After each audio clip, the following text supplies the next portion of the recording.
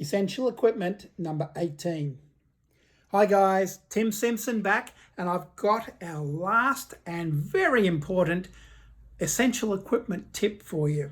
And this, as you might have guessed, is a rubber band. A very simple, very inexpensive piece of equipment, but something that I find so helpful on a boat. I use them in rigging, I use them to keep lines where I want them, I use them as breakaway release clips.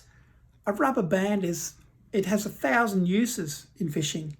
You really need to keep them. And of course, they come in all sorts of different sizes and thicknesses.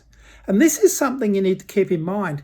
If you're going to use one of these where you intend it to break, such as holding the line down to the reel handle in windy conditions, or as another kind of a release mechanism, you need to make sure you know how strong that band is, or that brand of bands is, because they do vary in strength.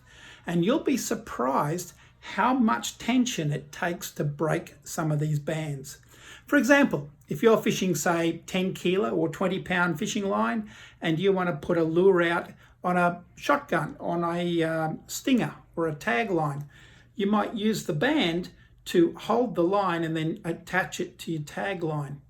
But do you know how strong that band is? How much pressure? If you're putting a lure out on light line, like say 10 kilos, you might find that the band can break the line before the band breaks.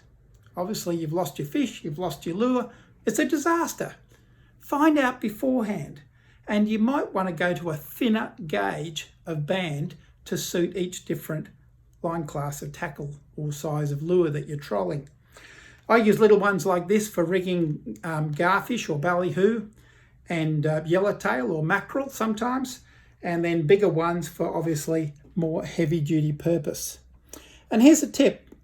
Salt water, or probably water in general, will deteriorate the rubber in a rubber band. So it's worth putting your supply in small packets. I use the snack Ziploc bags that you buy in supermarkets, and I put small quantities in each Ziploc bag. And some people also put talcum powder or flour or something like that, which is going to absorb the moisture that gets into the bag. But when you have them in small bags, if you're dipping in to get new bands out with wet fingers, obviously the other bands in that quantity are going to get damp or wet, and then they will start degrading.